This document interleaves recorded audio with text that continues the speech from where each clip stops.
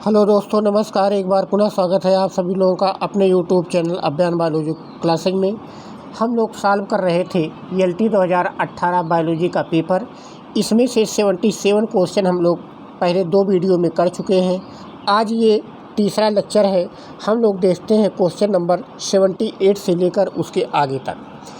तो देखिए, question number 78 में पूछा गया है कि most of the prokaryotic cells are devoid of, मतलब इनमें से कौन सा ऐसा पदार्थ है जो कि प्रोकैरियोटिक कोशिकाओं में नहीं पाया जाता है। तो देखिए, इसमें कोलेस्ट्रॉल जो है, ये कोलेस्ट्रॉल प्रोकैरियोटिक कोशिकाओं में नहीं पाया जाता है। बाकी जो चीज़ें हैं, कार्डियोलिपिड हो गया, न्यूक्लिक अम्ल हो गया, राइबोसोम हो गया, तो ये सब प्रोकैरियोटिक सेल में मौजूद होती हैं। लेकिन जो कोलेस्ट्रॉल होता है, ये यूकैरियोटिक सेल में ही पाया जाता है। तो यहाँ से जो सही जवाब हो जाएगा वो 78 में पहला हो जाएगा, कोलेस्ट्रॉल। इसके बाद नेक्स्ट क्वेश्चन है, मनुष्य के शुक्राणु में कितने लिंग गुणसूत्र पाए जाते हैं। तो आपको पता है कि शुक्राणु में गुणसूत्रों की संख्या 23 होती है। 22 + 1, यहाँ पे जो क्रोमोसोम होते हैं 22 + 1 होते हैं। 22 ऑटोसोम होते हैं और एक जो होता है वो सेक्स क्रोमोसोम होता है। तो वही यहाँ पे पूछा है कि मनुष्य के शुक्राणु में कितने लिंग गुणसूत्र होते हैं, तो 1 होता है। अगर यही पूछा होता कि मनुष्य में कितने लिंग गुणसूत्र होते हैं, तब जवाब यहाँ पर 2 हो जाता। लेकिन यहाँ पर शुक्राणु एक हैप्लॉइड कोशिका होती है, तो यहाँ पर जो लिंग गुणसूत्र होगा वो केवल 1 होगा। इसके बाद नेक्स्ट क्वेश्चन है, उपार्जित लक्षणों की वंशागत सिद्धांत के प्रतिपादक कौन थे। तो ये बहुत अच्छे से आपको पता है कि उपार्जित लक्षणों की वंशागत का सिद्धांत लैमार्क ने दिया था। उन्होंने ही बताया था कि हम जो चीज़ें अर्जित करते हैं वो हमारी अगली पीढ़ी में ट्रांसफ़र हो जाती हैं। बाद में कई साइंटिस्टों ने इसका विरोध भी किया था, जैसे चूहों का पूंछ इत्यादि काट करके। तो इसका जो सही जवाब होगा उपार्जित लक्षणों की वंशागत का, वो लैमार्क होगा। यहाँ पर देखिए, जो पहला विकल्प बीजमान दिया है, बीजमान ने क्या किया था, ये लैमार्क के सिद्धांतों का विरोध किए थे। लुई पास्चर माइक्रोबायोलॉजी पर काम किए थे। और यहाँ पर चार्ल्स डार्विन योग्यतम की उत्तरजीविता का सिद्धांत दिए थे। तो देखिए, हर क्वेश्चन में सभी विकल्पों की व्याख्या पॉसिबल नहीं है, क्योंकि वीडियो काफ़ी लंबा हो जाएगा। तो जहाँ ज़रूरत होगी, जो इम्पोर्टेंट लगेगा, वहाँ पर हम व्याख्या करेंगे, नहीं तो इस हिसाब से सॉल्व करेंगे कि कम समय में आपका बेहतर हो जाए। इसके बाद नेक्स्ट क्वेश्चन नंबर 81 है कि यदि 2 प्रभावी अथवा अप्रभावी अविकल्पी जीन एक ही गुणसूत्र पर उपस्थित हो तो इस स्थिति को क्या कहते हैं। तो इस स्थिति को कपलिंग और सिस फेज कहा जाता है। यहाँ पर पहला विकल्प सही हो जाएगा। ये चीज़ें हमने आपको जेनेटिक्स पढ़ाते समय बताया था कि अगर प्रभावी अथवा अप्रभावी अविकल्पी जीन एक ही गुणसूत्र पर होते हैं तो वो कपलिंग या सिस फेज कहलाता है। इसके बाद नेक्स्ट है कि मेंडल ने अपने चिर प्रतिष्ठित वंशागत नियम को प्रतिपादित करने में निम्नलिखित में से किस जीवधारी का उपयोग किया था। इसका मतलब सीधा पूछ रहा है कि मेंडल ने अपना प्रयोग किस जीवधारी पर किया था। तो ड्रासोफिला पर तो किया नहीं था, स्नैपड्रैगन भी नहीं, यहाँ पर गार्डन पी सही है, यहाँ पर गार्डन पी पर किया था उन्होंने। इसके बाद नेक्स्ट क्वेश्चन, यहाँ पर देखिए स्वीट पी भी लिखा है। स्वीट पी देख करके कंफ्यूज मत होइएगा, स्वीट पी दूसरा होता है और गार्डन पी दूसरा होता है। स्वीट पी लेथाइरस होता है। इसके बाद नेक्स्ट है, oyster, clams and mussels all belong to. शुक्ति, क्लैम तथा शंभु ये सभी सदस्य हैं। तो ये सभी जो सदस्य हैं वो बाइवाल्विया के सदस्य हैं। तो यहाँ से दूसरा वाला विकल्प सही हो जाएगा, बाइवाल्विया। इसके बाद नेक्स्ट है, दीमकों की आहार नाल में पाए जाने वाले प्राणी कशाभिक होते हैं। जो फ्लैजिलेट्स कैसे होते हैं, तो वो वहाँ पर सहजीवी के रूप में रहते हैं, सिम्बायोंट के रूप में रहते हैं। इसके बाद नेक्स्ट क्वेश्चन है, निम्नलिखित में से कौन सा सही सुमेलित नहीं है। तो पहला यहाँ पर देखिए लिखा है अनसेगमेंटेड स्यूडोसिलोमेट एनिमल निमेटोडा होते हैं। तो यही यहाँ पर सही सुमेलित नहीं है। यहाँ पर जो अनसेगमेंटेड लिखा है ये अनसेगमेंटेड नहीं होते हैं, बल्कि ये सेगमेंटेड होते हैं। बाकी जितने यहाँ पर पॉइंट लिखे गए हैं वो सभी यहाँ पर सही हैं। इसके बाद नेक्स्ट क्वेश्चन है कि साइकान में निषेचन होता है। साइकान में जो निषेचन होता है वो इंटरनली होता है और मीजेनकाइम के अंदर होता है। साइकान में फर्टिलाइजेशन कई बार पूछा गया है, तो यहाँ पर जो फर्टिलाइजेशन होता है वो इंटरनली इन द मीजेनकाइम होता है।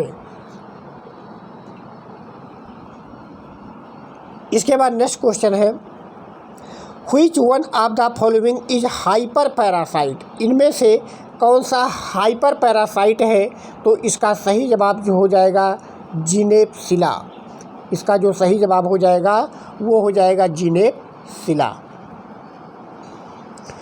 इसके बाद नेक्स्ट क्वेश्चन है, यहाँ पर देखिए सूची मिलान करने के लिए दिया गया है। डेंगू बुखार, तो डेंगू बुखार मच्छर के काटने से होता है। कौन सा मच्छर? एडीज मच्छर जब काटता है। हाथी पाँव रोग ये क्यूलक्स मच्छर के काटने से होता है। काला अजार रोग ये फ्लीबोटोमस से होता है। और निद्रा रोग ये ग्लोसिना मक्खी फैलाती है। तो इस तरीके से यहाँ पर 2, 4, 1, 3 जो बी वाला विकल्प है यही यहाँ पे सही हो जाएगा। इसके बाद नेक्स्ट है निम्नलिखित में से कौन सा मानव परजीवी प्रोटोजोआ मनुष्य के मुख में पाया जाता है और मसूड़ों को क्षति पहुंचाता है? तो बहुत ही आसान सा क्वेश्चन है। आपने पढ़ा है एंटमीबा जिंजीवेलिस, ये मनुष्य के मुख में पाया जाता है और मसूड़ों को नुकसान पहुंचाता है, जिससे पायरिया रोग हो जाता है और मसूड़ों से खून आने लगता है। बाकी एंटमीबा कोलाई ये आंतों में पाया जाता है, ये हमारे लिए लाभदायक बैक्टीरिया होता है। एंटमीबा हिस्टोलिटिका ये अमीबी पेचिस रोग उत्पन्न करता है। तो इस तरीके से यहाँ पर देखिए जियार्डिया दिया है, इसे आंतों का वृद्ध आदमी कहा जाता है।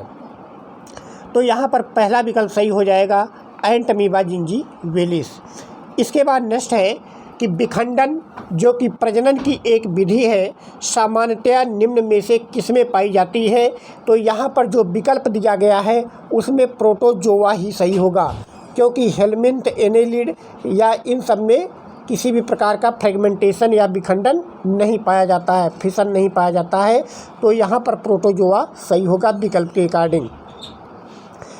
इसके बाद यहाँ से देखिए बॉटनी के क्वेश्चन शुरू हो जाते हैं। वनस्पति विज्ञान के क्वेश्चन नंबर 91 है कि निम्नलिखित में से कौन सा वातावरण से नाइट्रोजन स्थिर करने की योग्यता रखता है? यहाँ पर देखिए एजोला है, ई कोलाई है, साइनोबैक्टीरिया है, एजोस्पाइरलम है। तो इसमें ई कोलाई को छोड़कर, चूँकि ई कोलाई मनुष्य की आंतों में पाया जाता है, इसको छोड़कर बाकी एजोला हो या साइनोबैक्टीरिया हो या एजोस्पाइरलम हो, ये तीनों ही वातावरण के नाइट्रोजन को फिक्स करने की, स्थिर करने की क्षमता रखते हैं। तो यहाँ पर हो जाएगा 1, 3 और 4, ये सी वाला विकल्प सही हो जाएगा। इसके बाद नेक्स्ट है कि निम्नलिखित में से कौन सा सही सुमेलित नहीं है? माइटोकॉन्ड्रिया श्वसन का कार्य करता है, बिल्कुल सही बात है, माइटोकॉन्ड्रिया श्वसन का कार्य करता है, तो ये तो सुमेलित है। क्लोरोप्लास्ट प्रकाश संश्लेषण का स्थान होता है, ये भी सही बात है, ये भी सही सुमेलित है। राइबोसोम ये वाष्पोत्सर्जन नहीं करता है, बल्कि राइबोसोम प्रोटीन संश्लेषण का कार्य करता है, तो यही यहाँ पे सही हो जाएगा विकल्प के हिसाब से कि ये मैच नहीं है। इसके बाद अगला है राइबोसोम किस अभिक्रिया के स्थान होते हैं? तो अभी ऊपर हमने बताया कि ये प्रोटीन संश्लेषण के स्थान होते हैं, तो यहाँ पर सी वाला विकल्प सही हो जाएगा। इसके बाद नेक्स्ट क्वेश्चन है लैंगिक असंगति को दूर किया जा सकता है, sexual incompatibility can be overcome by. तो यहाँ पर देखिए अगर लैंगिक जनन में असमर्थता है तो उसे कैसे दूर किया जा सकता है? तो इन विट्रो पॉलिनेशन के द्वारा, मीन्स कृत्रिम माध्यम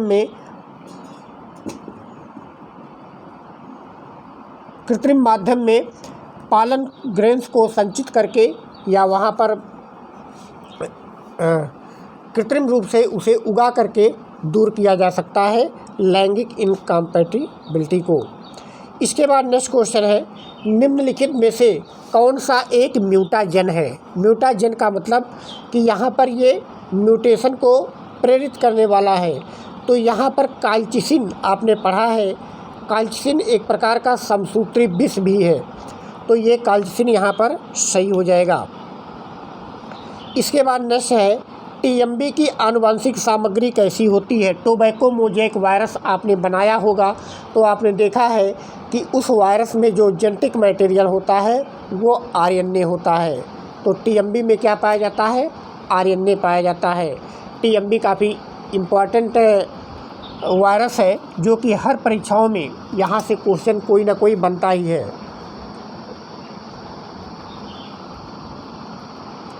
इसके बाद देखिए नेक्स्ट क्वेश्चन है, निम्नलिखित में से किससे अर्ली ब्लाइट ऑफ पोटैटो होता है। तो पोटैटो में आपने कई रोग पढ़ा है, अर्ली ब्लाइट, लेट ब्लाइट, वाट डिजीज, ठीक है, तो ये सब पढ़े हैं।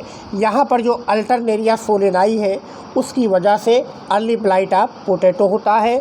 तो यहाँ पर विकल्प बी, दूसरा वाला विकल्प सही हो जाएगा। इसके बाद अगला है, सिट्रस कैंकर एक उदाहरण है। तो सिट्रस कैंकर नींबू पर होने वाला एक रोग है जो कि एक बैक्टीरिया के द्वारा होता है। तो ये एक जीवाणु जनित बीमारी का उदाहरण है, सिट्रस कैंकर रोग। इसके बाद नेक्स्ट क्वेश्चन है, निम्नलिखित में से किसमें एरन काइमा बहुतायत में मिलता है। तो जो हाइड्रोफाइट प्लांट होते हैं, जलोद्भिद पौधे होते हैं, पानी में पाए जाते हैं, उनमें एरन काइमा बहुत ज़्यादा पाई जाती है। बीच में जो एयर स्पेस होता है वो काफ़ी ज़्यादा होता है, जिसकी वजह से उसे जल में रहने में मदद मिलती है। इसके बाद नेक्स्ट है, निम्नलिखित में से कौन सा सही सुमेलित नहीं है। नेपेंथीज एक कीटभक्षी पौधा है, बिल्कुल सही बात है, ये यहाँ पर मैच है। कसकुटा एक परजीवी पौधा, ये भी आपने पढ़ा है। यूट्रिकुलेरिया ये एक ऐसा जलीय पौधा है जो कि कीटभक्षी होता है। कभी कभी ये क्वेश्चन यूट्रिकुलेरिया से उठता है कि इनमें से कौन सा ऐसा कीटभक्षी पौधा है जो कि हाइड्रोफिटिक होता है, जलीय होता है। तो यूट्रिकुलेरिया है, ये कीटभक्षी भी है और जल में पाया जाने वाला कीटभक्षी है। तो यहाँ पर जो मिसमैच है वो बी वाला विकल्प सही है। ओरोबैंकी एक मरूदभिद पौधा नहीं है, यही यहाँ पर मिसमैच है। इसके बाद नेक्स्ट क्वेश्चन है, निम्नलिखित में से कौन सा पादप पूर्ण रूपेण जड़ रहित होता है। मतलब इसमें जड़ बिल्कुल पाई ही नहीं जाती है। तो ये सिरेटोफिल्लम है। कई बार ये क्वेश्चन पूछा गया है कि इनमें से कौन सा ऐसा हाइड्रोफाइट है जिसमें कि जड़ नहीं होती है, तो वो सिरेटोफिल्लम है। बाकी एजोला, हाइड्ला, वैलिस्नेरिया ये सब भी जलीय पौधे हैं। फिर यहाँ पर देखिए क्वेश्चन है, ग्रीन मफलर स्कीम किसके कंट्रोल के लिए लागू किया गया है। तो ग्रीन मफलर में हम क्या करते हैं कि सड़कों के किनारे पौधे लगा देते हैं, जिससे कि जो गाड़ियों से होने वाला ध्वनि प्रदूषण होता है वो ध्वनि प्रदूषण बहुत दूर तक न फैलने पाए। तो यहाँ पर जो ग्रीन मफलर होता है वो ध्वनि प्रदूषण या साउंड पॉल्यूशन से संबंधित है। यहाँ पर सी वाला विकल्प सही है। इसके बाद 103 नंबर का क्वेश्चन है, निम्नलिखित में से कौन सा एक सही खाद्य चक्र है। देखिए, टिड्डा को सांप, गिद्ध, और गिद्ध को तो मेढक खाएगा नहीं। यहाँ पे बी वाला देखिए, टिड्डा को मेढक खाएगा, मेढक को सांप खाएगा, सांप को गिद्ध खाएगा। तो यहाँ पर गिद्ध जो है टॉप कंज्यूमर है। अब यहाँ पर देखिए तीसरे में मेढक को टिड्डा खा नहीं पाएगा, मेढक को सांप और सांप को टिड्डा खा नहीं पाएगा। तो यहाँ से बी वाला विकल्प जो है ये सही है। इसके बाद अगला है, वाहक आरएनए में ट्रिकोडान जो सामान्यतः प्रोटीन संश्लेषण में आरंभ बिंदु होता है वो क्या होता है। तो यहाँ पर आप कोडान पढ़े हैं, तो कोडान में जो प्रोटीन संश्लेषण या अनुलेखन की शुरुआत करता है ट्रांसक्रिप्शन की, वो होता है AUG। तो यहाँ पर पहला वाला विकल्प सही हो जाएगा। इसके बाद अगला है, निम्नलिखित में से कौन सा सही सुमेलित नहीं है। हरगोविंद खुराना ने संश्लेषित जीन का मॉडल दिया था।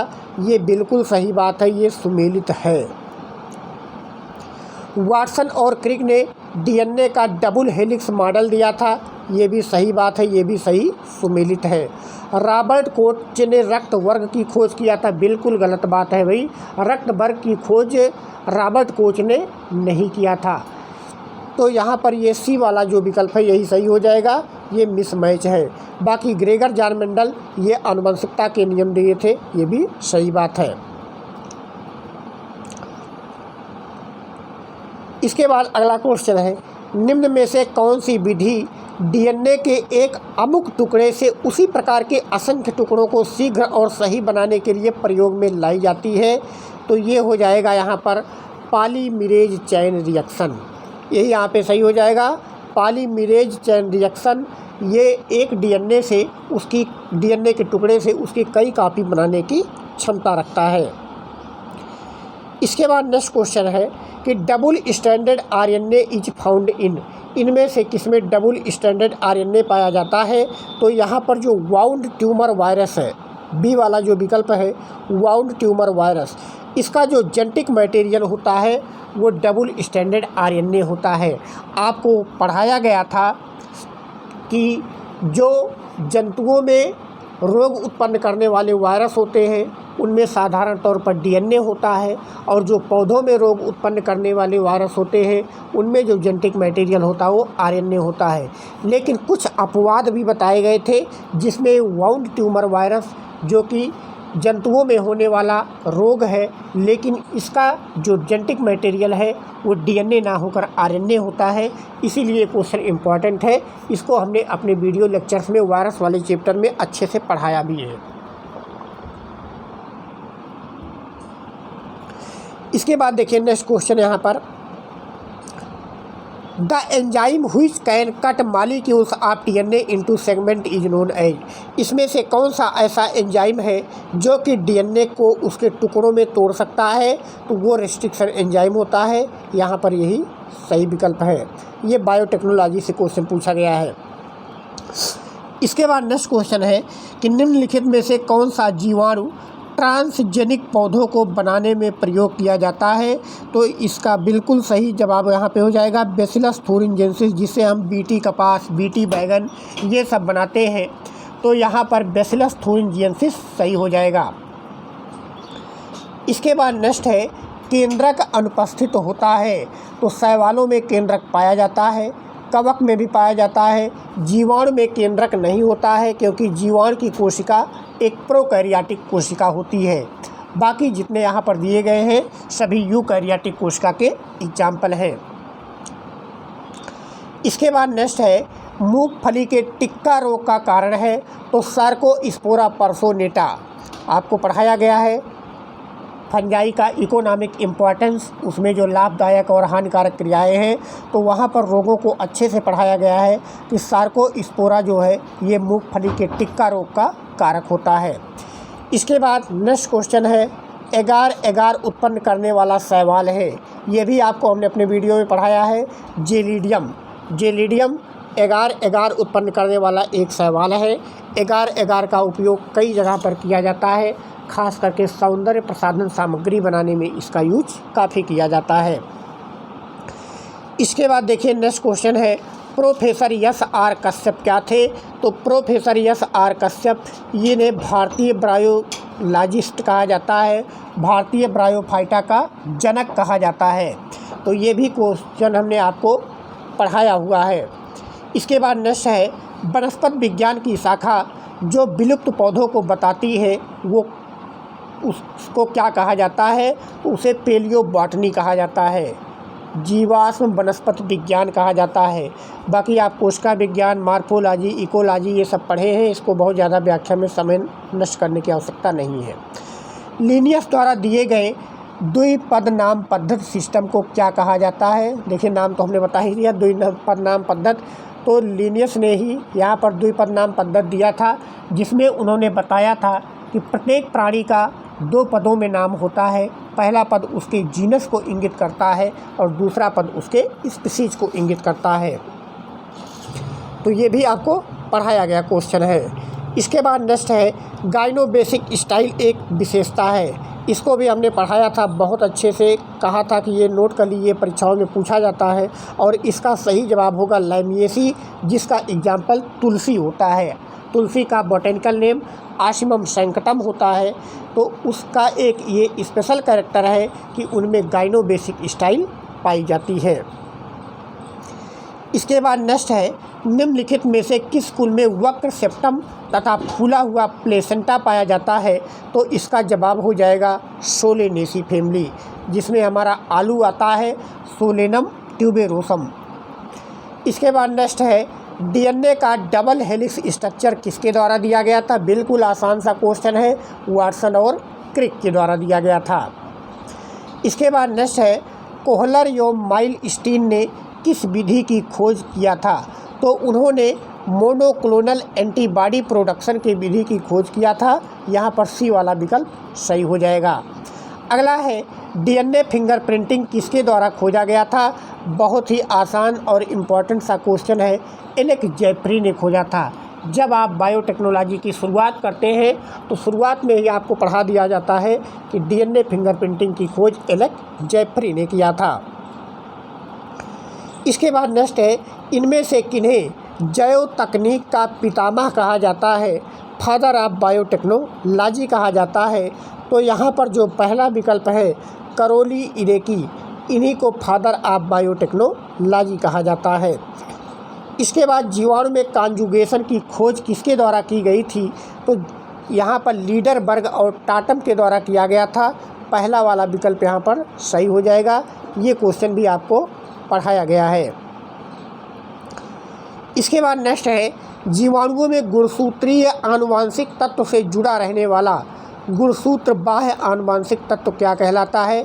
बिल्कुल आसान सा क्वेश्चन है भाई, इसमें प्लाज्मिड कहते हैं, इसे प्लाज्मिड कहते हैं। मीन्स बैक्टीरियल क्रोमोसोम के अलावा यहाँ पर एक एक्स्ट्रा जो राउंडेड जेनेटिक मटेरियल होता है उसी को प्लाज्मिड कहा जाता है। ये भी आपको पढ़ाया गया है।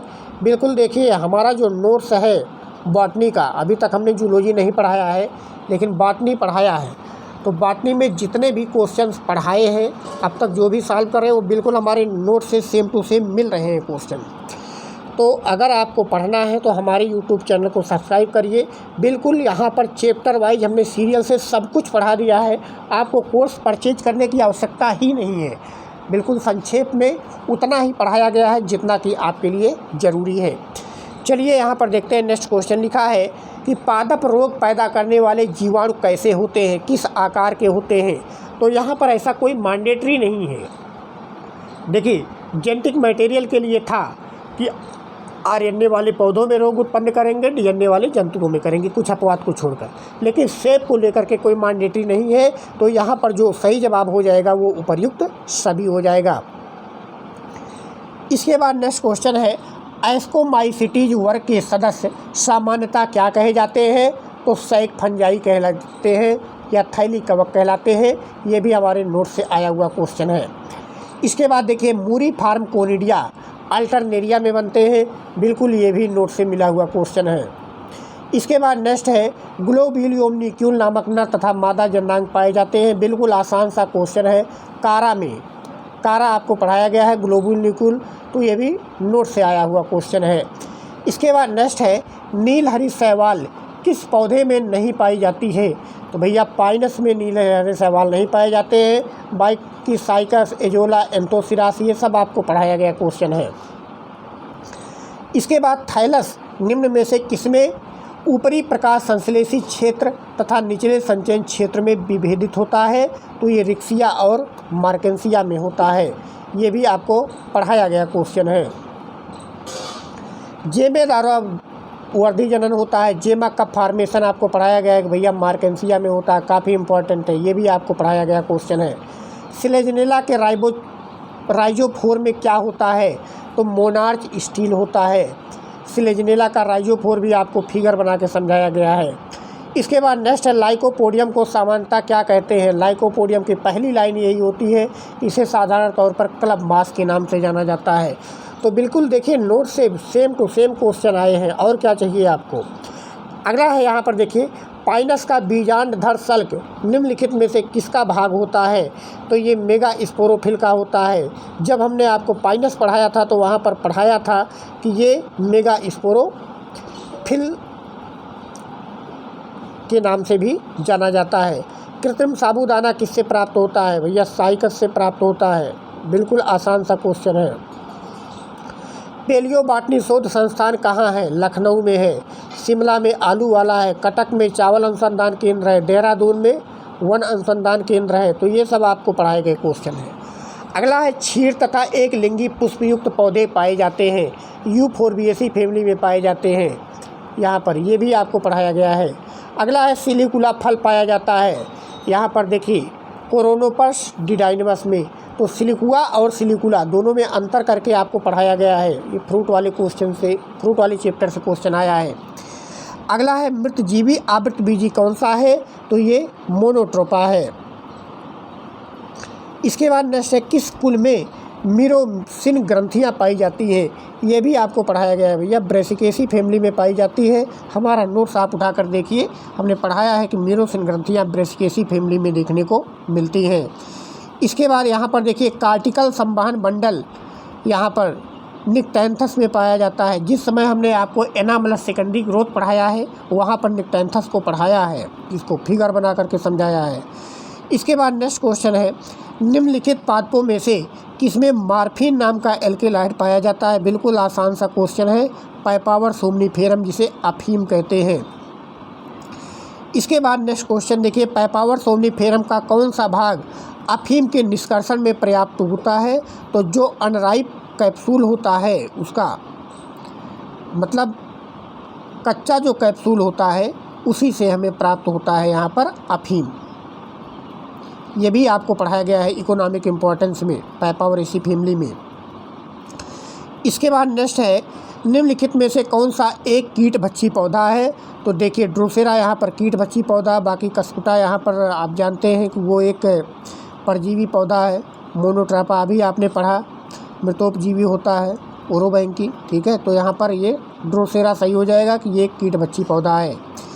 माहेश्वरी एवं गुहा द्वारा किस पौधे का परागकोश संवर्धित किया गया था? तो वो भैया किया गया था धतूरा का। धतूरा के परागकोश को उन्होंने संवर्धित किया था। इसके बाद नेक्स्ट है प्रकाश संश्लेषण क्रिया में बने ग्लूकोज में ऑक्सीजन का स्रोत क्या होता है?